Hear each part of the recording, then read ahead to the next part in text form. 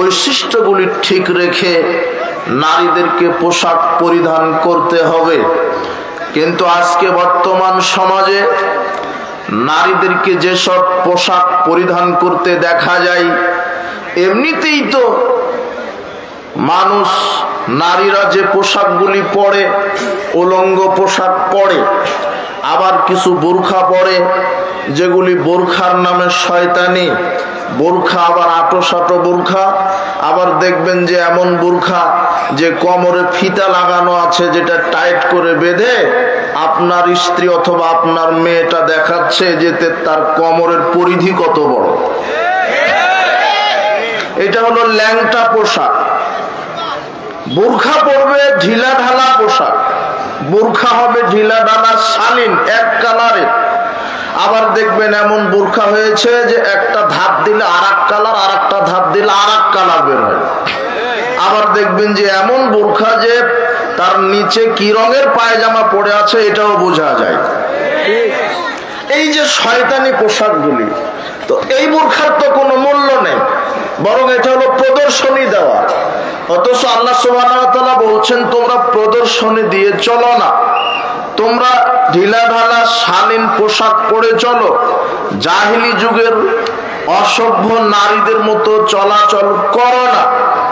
আল্লাহ সুবহানাহু ওয়া তাআলা তার নবীকে বলছেন আপনি আপনার স্ত্রীদেরকে, আপনার কন্যাদেরকে, মুমিন নারী পুরুষদেরকে বলুন তারা যেন চলার সময় শালীন জালাবি পোশাক পরিধান করে চলে।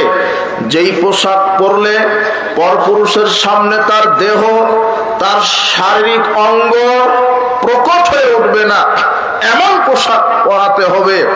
তাই যারা জিম্মেদারি নিয়েছেন স্ত্রীর উপরে স্বামী হিসেবে, যারা জিম্মেদারি নিয়েছেন বোন হিসেবে ভাই, ভাইয়ের উপরে যারা জিম্মেদারি নিয়েছেন মেয়ে হিসেবে, বাপ হিসেবে মেয়ের উপরে, যারা জিম্মেদারি নিয়েছেন বোনের উপরে ভাই হিসেবে, যারা বোনের জিম্মেদারি নিয়েছেন, যারা স্ত্রী জিম্মেদারি নিয়েছেন, যারা কন্যার জিম্মেদারি নিয়েছেন, তাদের এটা জিম্মেদারি হবে যে তারা তার বোন বা তার স্ত্রী অথবা তার কন্যাকে শালীন ঢিলাঢালা পোশাক পরাতে বাধ্য করবে। যদি আপনার স্ত্রী, আপনার কন্যা যদি পর্দা না করে চলে, আপনার স্ত্রী, আপনার মেয়েটা যদি উলঙ্গ পোশাক পরে চলে, তাহলে ইসলাম আপনাকে যেই পদবিটা দিয়েছে সেটা হলো আপনি দায়ুস। আব্দুল্লাহ ইবনে ওমর রাদিয়াল্লাহু আনহু বলছেন রাসূল সাল্লাল্লাহু আলাইহি ওয়াসাল্লাম বলেছেন সালাসাতুন লা ইয়াদখুলুনাল জান্নাতা, তিন শ্রেণীর মানুষ জান্নাতে যেতে পারবে না। তার এক মুদমিনুল খামর, যারা মাদক সেবন করে, যারা প্রতিনিয়ত মাদক সেবন করে, যারা প্রতিদিন সব সময় বিড়ি সিগারেট জর্দাগুল ইয়াবা ফেন্সিডিল গাঁজা হেরোইন প্যাথিডিন হেরোইন আপনার হুইস্কি শ্যাম্পেন, এই যে যতগুলি রাসায়নিক বলেন আর প্রাকৃতিক মদ বলেন, যারা নিয়মিত সেবন করে এরা জান্নাতে যাবে না। দুই নম্বর আল আকলি ওয়ালিদাইহে, যেসব সন্তানেরা পিতামাতার অবাধ্যতা দেখায়, পিতামাতার নাফরমানি করে, এরা জান্নাতে যাবে না। তিন নম্বর আল্লাহর নবী বললেন আদ-দায়ুস আল্লাযী কুরফা লিল খাবাসা, ওই ব্যক্তি হলো দায়ুস যে তার স্ত্রী, যার কন্যাদেরকে উলঙ্গ হয়ে ঘোরার সুযোগ দেয়, যে তার স্ত্রী, যার কন্যাদেরকে উলঙ্গ হয়ে ঘোরার সুযোগ দেয়, এ হলো দায়ুস। দায়ুস জান্নাতে যেতে পারবে না। আপনি কি করবেন ইবাদত করে? আপনি সালাত আদায় করছেন, সিয়াম পালন করেন রমাদানে, হজ মৌসুমে হজ করে আসেন, কিন্তু আপনার স্ত্রীকে যদি বেপরদায় চলার সুযোগ করে দেন, আপনার মেয়েটাকে যদি বেপরদায় ল্যাংটা পোশাকে ঘোরার সুযোগ করে দেন, তাহলে আপনার হজ যাকাত তাহাজ্জুদ দিয়ে জান্নাত হবে না। যারা এখানে উপস্থিত বৈঠকের মুসলিম নারী পুরুষ আছেন, আব্দুল্লাহ ইবনে মাসউদ রাদিয়াল্লাহু আনহু বলছেন রাসূল সাল্লাল্লাহু আলাইহি ওয়াসাল্লাম বলেছেন ইয়া মাশারাশ শাবাব মান ইসতাতা মিনকুমুল বাত, হে যুব সমাজ, তোমাদের যদি ক্ষমতা থাকে তাহলে তোমরা বিবাহ করো। এই ক্ষমতা মানে দৈহিক ক্ষমতা, শারীরিক ক্ষমতা, অর্থনৈতিক ক্ষমতা, স্ত্রীকে চালানোর সব ক্ষমতা যদি থাকে তাহলে বিবাহ করতে বলছেন। শোনেন, বর্তমান পরিস্থিতিতে টাকা ইনকাম করার নাম ক্ষমতা নয়। যারা বর্তমানে ভিক্ষা করে খায় তারাও মাসে 30-40 হাজার টাকা ইনকাম করে। আপনি মনে করছেন আমি 1 লক্ষ 1.5 লক্ষ টাকা 80,000 টাকা বেতন পাই, এটা ক্ষমতা নয়, বরং আপনার বেতনের পরিধি যত, আপনার স্ত্রী আপনার মেয়ের ল্যাংটাপনার পরিধিও তত। আপনি মনে করেন না যে আপনি কোটি টাকা দান করে জান্নাতে যেতে পারবেন, আপনি হজ করে তাহাজ্জুদ আদায় করে জান্নাতে যেতে পারবেন যদি স্ত্রী ল্যাংটা হয়ে ঘুরে। আমার কথা, আপনি যদি পুরুষ হন তাহলে আপনার বর্তমানে আপনার স্ত্রী কি করে বাজারে গিয়ে বেগুন পটল মাছ কিনতে পারে? আপনার স্ত্রী কেন বাজারে ঈদের মার্কেট করতে পারে? টাকা দিলেন আপনি বেতন উঠিয়ে, আর বাজারে যাবে আপনার স্ত্রী, মোহর দেন আপনি ঘুতা মারবে জনগণ। এটা কেমন হয়? যুবক, তোমারও তো একটা পুরুষত্ব থাকা দরকার।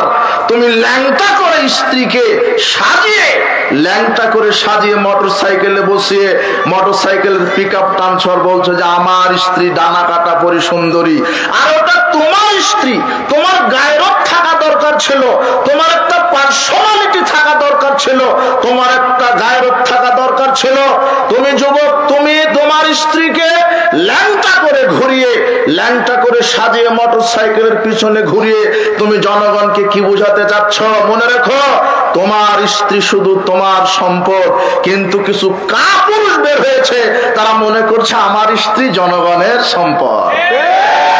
ওটা তোমার সম্পদ, তুমি মোহর দিয়েছ, ওটা তোমার সম্পদ, জনগণকে ভোগ করতে দিচ্ছ কেন? তোমার স্ত্রীকে কত মানুষ চোখ দিয়ে ধর্ষণ করে, অন্তর দিয়ে ধর্ষণ করে। আমি তোমাকে আর একটা কথা বলি, আপনাকে একটা কথা বলি, আপনার স্ত্রী বাজারে যাবে না, আপনার মেয়েটা বাজারে যাবে না। আমার নবী বলছেন যদি ক্ষমতা থাকে তাহলে বিবাহ করো। ক্ষমতা মানে আমার স্ত্রী আমাকে না বলে বাড়ি থেকে বের হবে না। কিসের বলা? আপনার স্ত্রী আপনাকে না বলেই ঈদের মার্কেট করতে যায়, বাজারে যায়। আশ্চর্য কথা, আপনাকে একটা কথা বলে গেলাম, মনে করেন আপনি 3 দিনের সফরে বের হয়েছেন বাড়ি থেকে, আপনার বাড়িতে বেগুন নাই, পটল নাই, মাছ নাই। আপনার স্ত্রী আপনাকে ফোন দিয়ে বলছে যে বাজার লাগবে, আমি কি বাজারে যাব? তখন আপনি যদি পুরুষ হন তাহলে মোবাইলে এইভাবে বলবেন, শোনো, আমি 2 দিন পরে আমি এখন আছি চট্টগ্রামে, 2 দিন পরে আমি ঢাকাতে আসছি। এই 2 দিন পটল লাগুক, বেগুন লাগুক, মাছ লাগুক, এই 2 দিন ভাত রান্না করে লবণ দিয়ে পান্তা করে ভাত খাও। আমি যাওয়ার পরে মাছ কিনলে তরকারি রান্না করে ভাত খেও। এইটা হলো পুরুষ। হ্যাঁ, আপনার স্ত্রী মাছ বাজারে মাছ কিনবে আর জনগণ ভোতা মারবে। টাকা দিলেন আপনি, শাড়িটা পছন্দ করে দেয় দোকানদার, বলছে ভাবি এটাই আপনাকে মানাবে ভালো। আপনি কাপুরুষ, আপনার ভিতরে পুরুষত্ব নেই। আপনার স্ত্রীকে দেখে জনগণ মজা নেবে, আপনি কাপুরুষ। বলছিলাম আল্লাহর নবী বলছেন, আবু হুরায়রা রাদিয়াল্লাহু আনহু বলছেন, রাসূল সাল্লাল্লাহু আলাইহি ওয়াসাল্লাম বলেছেন, লা তুসাফিরু মারআতুন মাসিরাতা ইয়াউমিন ওয়া লাইলাতিন ইল্লা ওয়া মাহাজু মাহরাম। আল্লাহর নবী বলছেন, কোন একজন মহিলা একদিন 1 রাত্রের জন্য মাহরাম ছাড়া সফরে বের হতে পারে না। কোন একজন মহিলা একদিন 1 রাত্রের জন্য মাহরাম ছাড়া সফরে যেতে পারে না। শোনেন, একজন মহিলার হজ ফরজ হবে না যদি পৃথিবীতে তার কোনো মাহরাম না থাকে। হাজারো লক্ষ কোটি টাকার মালিক একজন মহিলা, কিন্তু তার দুনিয়াতে কোনো মাহরাম নাই, তাহলে তার উপরে হজ কি না? ফরজ না। ও মক্কাতে গিয়ে হজে যেতে পারবে না যদি তার মাহরাম না থাকে। মাহরাম মানে তার ছেলে হোক, তার বাবা হোক, তার শ্বশুর হোক, তার স্বামী হোক, যেই হোক, তার মাহরাম। মাহরাম যদি না থাকে ও হজ করতে যেতে পারে না। যেখানে একজন নারী মাহরাম ছাড়া হজে যেতে পারে না, সেখানে আপনার মেয়েটা মালাকুল মউতের সাথে জাফলং গেছে শিক্ষা সফরে। কার সাথে গেছে? মালাকুল মউত। বেহিসাব হলো জাফলংয়ে যায় শিক্ষা সফরে, ও পয়লা বৈশাখ পালন করে, ও 31st নষ্টি দিবস পালন করে, আবার আরেকটা আছে বিশ্ব লুচ্চা দিবস, ওটাও পালন করে। আপনি আমার বাপ, আপনি কাপুরুষ, আপনাকে বাপ হতে বলেছে কে? বিবাহ করতে বলেছে কে? আগে পুরুষ হওয়ার পর বিবাহ। বিবাহ করলে বউ আসবে, বউয়ের পেট থেকে বাচ্চা বের হবে, বাচ্চাকে চালানোর ক্ষমতা রাখে যে বিবাহ করবে সে। স্ত্রীকে চালানোর ক্ষমতা রাখে যে বিবাহ করবে সে। এই কথা মুহাম্মদ সাল্লাল্লাহু আলাইহি ওয়াসাল্লাম বলছেন। আপনার মেয়েটা জাফলং এ গেছে শিক্ষা সফরে।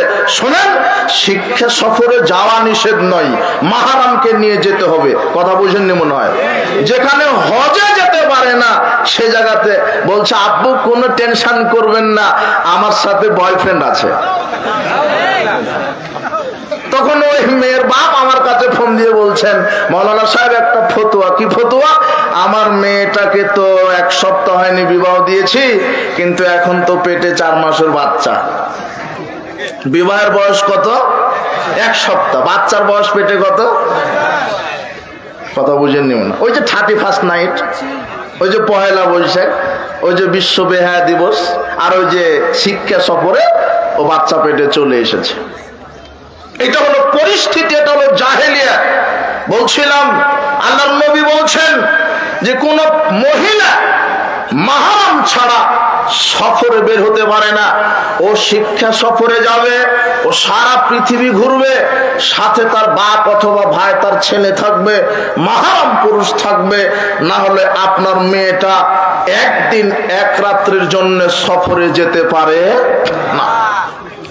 বোরখা পরে হোক আর উলঙ্গ হয়ে হোক, যদি যেতে চায় তাহলে মাহরাম থাকতে হবে। আব্দুল্লাহ ইবনে মাসউদ রাদিয়াল্লাহু আনহু বলছেন, রাসূল সাল্লাল্লাহু আলাইহি ওয়াসাল্লাম বলেছেন, আল মারাতু আওরাতুন, নারী হলো গোপন বস্তু। ফাইদা খারাজাত ইস্তাশরাফা শাইতান, যখন নারী বাড়ি থেকে বের হয় শয়তান তাকে নগ্নতার প্রতি খেপিয়ে তোলে। জাবের রাদিয়াল্লাহু আনহু বলছেন, রাসূল সাল্লাল্লাহু আলাইহি ওয়াসাল্লাম বলেছেন, ইন্নাল মারআতা তুকবিলু ফি সূরাতিশ শাইতান ওয়া তুকবিলু ফি সূরাতিশ শাইতান, ইন্নাল মারআতা তুকবিলু ফি সূরাতিশ শাইতান ওয়া তুকবিলু ফি সূরাতিশ শাইতান। আল্লাহর নবী বলছেন, উলঙ্গ নারী যখন রাস্তা দিয়ে যায় তখন ওটা শয়তান যায়, আবার যখন আসে তখন শয়তান হাঁটে। আল্লাহর নবী উলঙ্গ নগ্ন বেহায়া মহিলাদেরকে শয়তানের সাথে তুলনা করলেন। আপনাকে আরেকটা কথা বলে রাখি, আল্লাহর নবী অত্র হাদিসে উলঙ্গ বেহায়া বেশরমা নির্লজ্জ নারীকে শয়তানের সাথে তুলনা করলেন।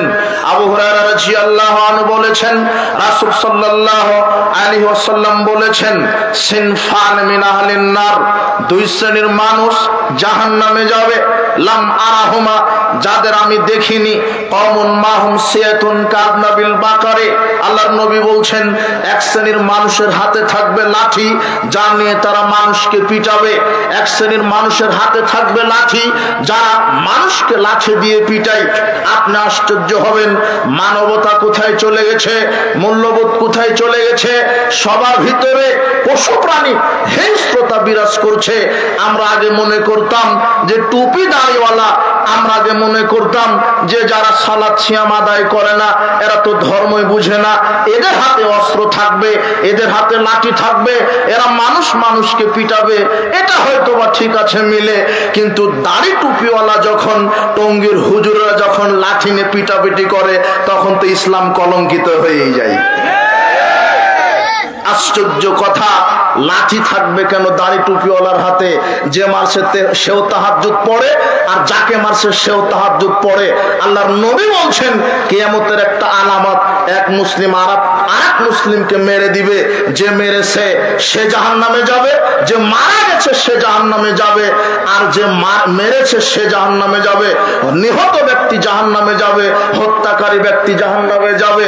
আল্লাহর নবীকে জিজ্ঞাসা করা হলো, আল্লাহর নবী, যে ব্যক্তিটা নিহত হলো ও কিভাবে জাহান্নামে যাবে? যে নিহত করেছে, হত্যাকারী জাহান্নামে যাবে, নিহত ব্যক্তি কেন জাহান্নামে যাবে? তখন আল্লাহর নবী বলছেন, ঘটনা এরকম হবে যে দুজনেই মাঠে নেমেছিল পরস্পরকে হত্যা করার জন্য, কিন্তু যার কৌশল শক্তি বেশি ছিল সে আগে মেরে দিয়েছে, কিন্তু নিয়ত দুইজনের একই ছিল। নিয়ত একই থাকার কারণে আল্লাহ দুজনকে জাহান্নামে ঢুকিয়ে দিবেন। আর দুজনেই মুসলিম। লাইসা বিকাতিল মুশরিকিন ওয়ালাকিন ইয়াকতুলু বা'দুকুম বা'দান। আল্লাহর নবী বলছেন, শোনো সাহাবীগণ, একজন বিধর্মী আরেকজন বিধর্মীকে হত্যা করবে এরকম না, একজন মুসলিম আরেকজন মুসলিমকে হত্যা করবে। এটা হলো কিয়ামতের আলামত। যখন একজন মুসলিম আরেকজন মুসলিমকে হত্যা করবে, হত্যাকারী ব্যক্তি জাহান্নামে যাবে, নিহত ব্যক্তিও জাহান্নামে যাবে। আশ্চর্য কথা, পরিবেশ কত ঘোলাটা হয়েছে। কোরআন এবং সহিহ হাদিসের দাওয়াত যখন সারা বিশ্বময় ছড়ে যাচ্ছে, তখন এক শ্রেণীর ধর্মের নামে যারা দালালি করছে, পৃথিবীতে কিছু শয়তানের, ইবলিস শয়তানের এজেন্ট আছে, চালা আছে, যারা কোরআন এবং সহিহ সুন্নাহকে নিস্তব্ধ করার জন্য দিন রাত কটূক্তি করে যাচ্ছে, বিরোধিতা করে যাচ্ছে। আপনাকে আরেকটা কথা, একটা মেসেজ দিয়ে রাখি, আপনি মনে করছেন যে যারা জনগণের টাকা চুরি করছে, আরে এরা তো জনগণের টাকা চোর, বৈষয়িক ক্ষেত্রে এরা চোর ঠিক আছে, কিন্তু আপনাকে বলে দিই, যারা জনগণের টাকা চুরি করছে, যারা রাষ্ট্রের টাকা চুরি করছে, যারা মানুষের অর্থ সম্পদ অন্যায়ভাবে আত্মসাৎ করছে, এরা তো চোর, এরা বড় চোর, এরা বড় দুর্নীতিবাজ। কিন্তু ইতিহাসের মাটিতে, ইতিহাসের পাতায় সবচাইতে বড় সন্ত্রাসী, সবচাইতে বড় চোর, সবচাইতে বড় ধান্দাবাজ যারা খানকা, মাজার, ওরস, ভণ্ড ওরস খানকার মাধ্যমে এই পৃথিবীর হাজারো লক্ষ কোটি মানুষের ঈমানকে যারা চুরি করছে, এরাই হলো ইতিহাসের পাতাতে সবচাইতে বড় ঈমান চোর। আরেকটা কথা বলি, আপনি বলছেন এই ব্যক্তিটা হলো সন্ত্রাস, টেন্ডারবাজি করছে, কিন্তু এই ব্যক্তি সন্ত্রাস ঠিক আছে, মানুষকে মেরে দেয়, এটা দুনিয়াবি কারণে মারছে, এটা দুনিয়াবি কারণে, দুনিয়াবি স্বার্থ হাসিলে আপনার গাড়িটা সে ডাকাতি করে নিবে, আপনার টাকাটা ডাকাতি করে নিবে, তাই আপনাকে মেরে দিল, দুনিয়াবি স্বার্থে মেরে দিল, তাই ডাকাত অথবা সন্ত্রাস। কিন্তু পৃথিবীর ইতিহাসে সবচাইতে বড় সন্ত্রাস কে? যারা ধর্মের লেবাস পরে, যারা আল্লাহর নবীর সুন্নাহ, আল্লাহর নবীর দাড়ি রেখে, টুপি আলখাল্লা জুব্বা পরেই থানায় গিয়ে আমাদের সালাফি মানহাজের আহলে হাদিসদের প্রোগ্রাম বন্ধ করে দেয়, যারা হাতে লাঠি নিয়ে মসজিদ ভেঙে দেয়, মাদ্রাসা পুড়িয়ে দেয়। ইতিহাসে ইন্টারন্যাশনাল দাঙ্গাবাজ, দুর্নীতিবাজ, সন্ত্রাস হলো এই ধর্মের দালালেরা। এরা হলো সবচাইতে বড় সন্ত্রাস। এরা লাঠি নিয়ে আহলাদিসের মসজিদ ভেঙে দেয়, এরা মাদ্রাসা পুড়িয়ে দেয়।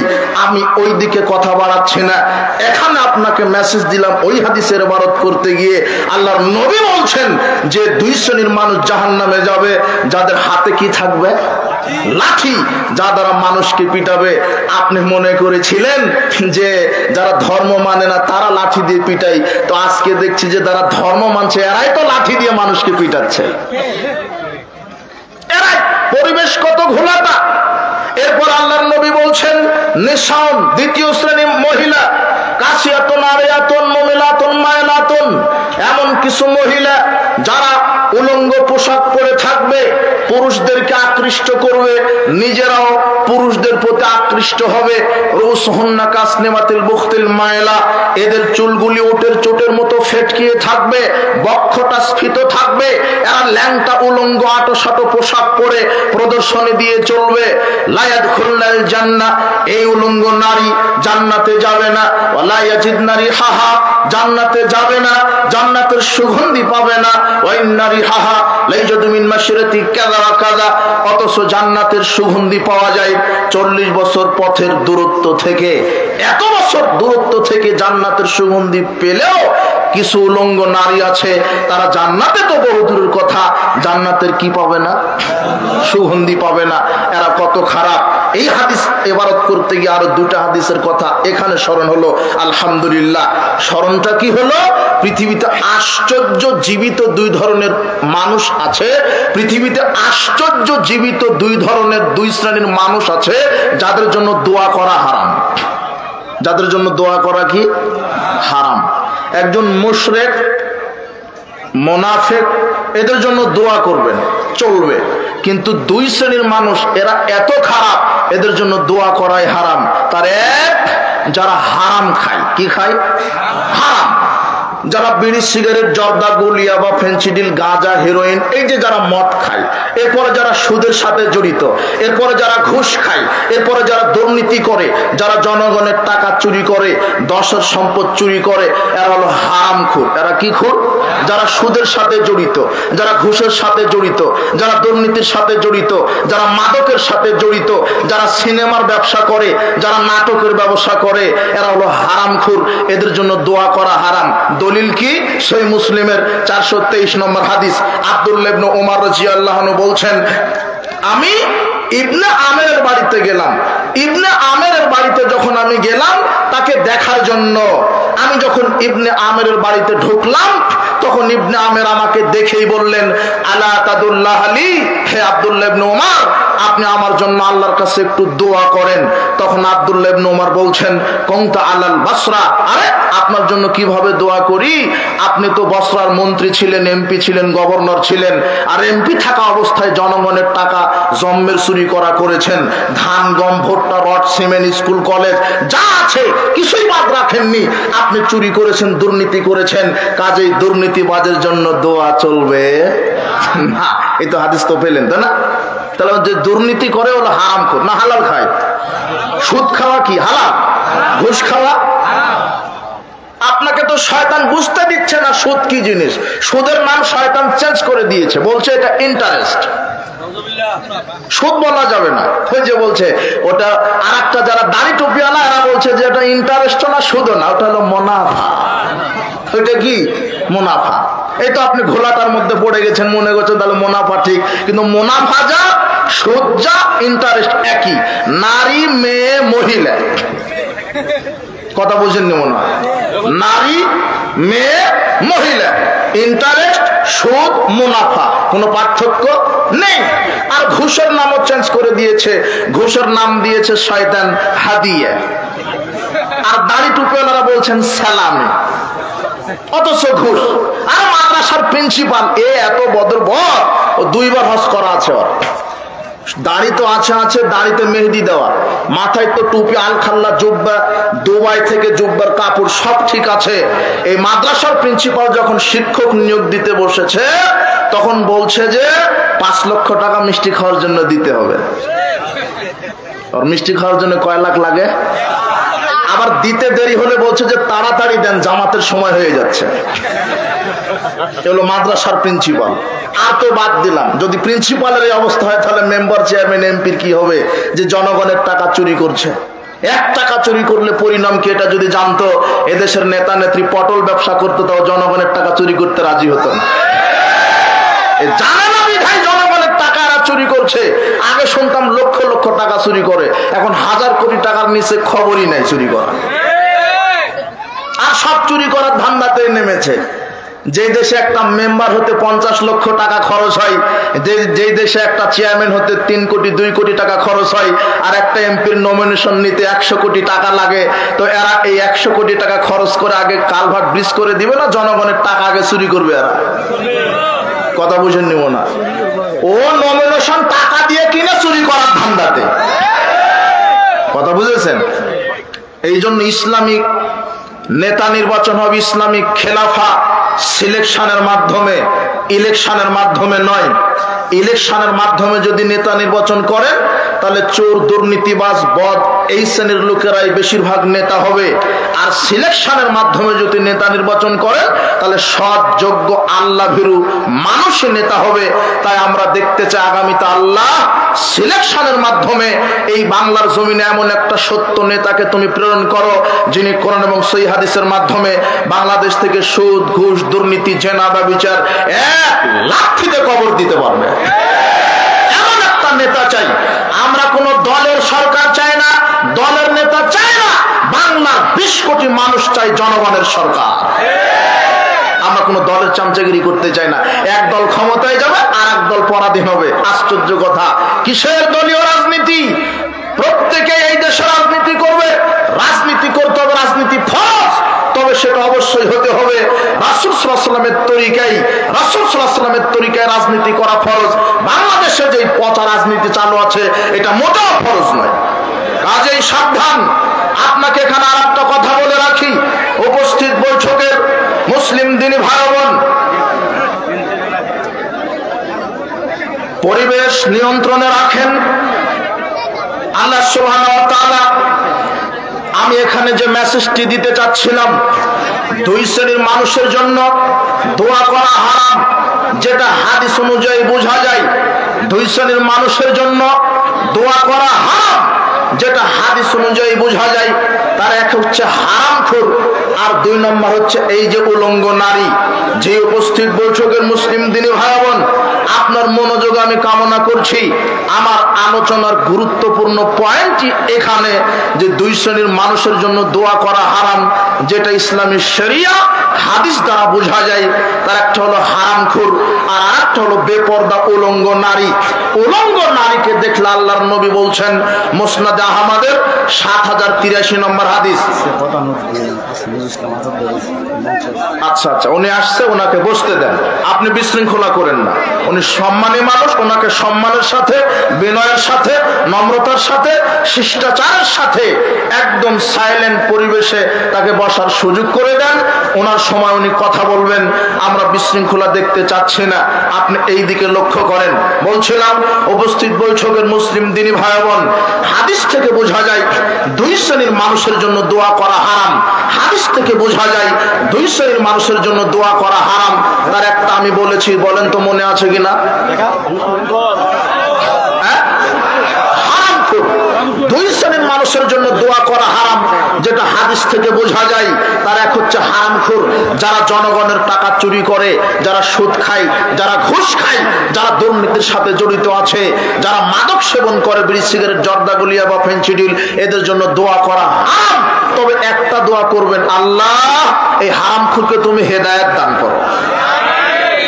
হেদায়েতের দোয়া করবেন, এছাড়া অন্য কোনো দোয়া করা যাবে না। এরপরে দ্বিতীয় শ্রেণী হচ্ছে উলঙ্গ বেহায়া নারী।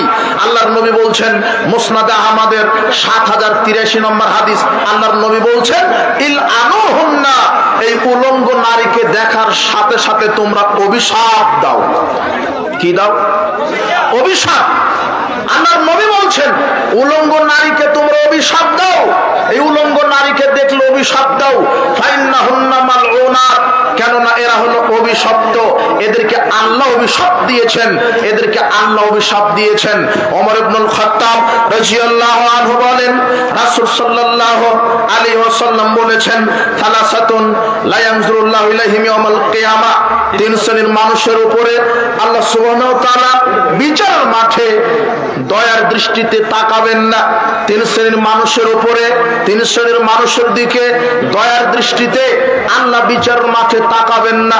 তার এক, আক্কু লিওয়ালিদাইহি, পিতা মাতার অবাধ্য সন্তান, তার দিকে দয়ার দৃষ্টিতে তাকাবেন না।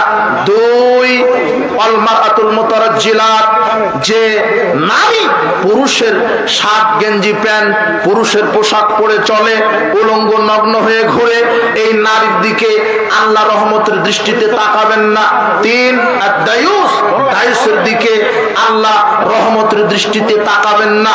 রহমতের দৃষ্টিতে দায়ুস যিনি, যার স্ত্রী, যার মেয়ে ল্যাংটা হয়ে উলঙ্গ হয়ে ঘুরে, এর দিকে আল্লাহ বিচারের মাঠে দয়ার দৃষ্টিতে তাকাবেন না। এক, যারা ল্যাংটা হয়ে ঘুরে, তাদের দিকে আল্লাহ দয়ার দৃষ্টিতে তাকাবেন না। দুই, যারা পিতা মাতার অবাধ্য সন্তান, এদের দিকে বিচার মাঠে আল্লাহ দয়া দৃষ্টিতে তাকাবেন না। তিন, যার স্ত্রী, যার মেয়ে ল্যাংটা হয়ে ঘোরার সুযোগ দেয়, এই মানুষের উপরে আল্লাহ বিচার মাঠে দয়ার দৃষ্টিতে তাকাবেন না।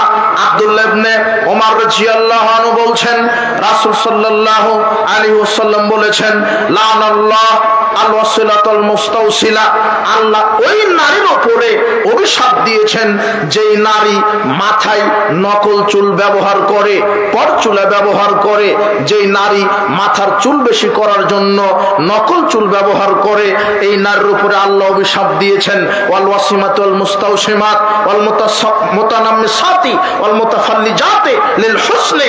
এরপর আল্লাহর নবী বলছেন যেই নারী শরীরে উল্কি ব্যবহার করে, শরীরে ট্যাটু লাগায়, যেই নারী শরীরে উল্কি ব্যবহার করে, ট্যাটু লাগায়, অন্যের কাছ থেকে লাগিয়ে নেয়, যেই নারী ভ্রু চিকন করে, দাঁত শানিত করে, সৃষ্টির পরিবর্তন করে, এই নারীর উপরে আল্লাহর অভিশাপ।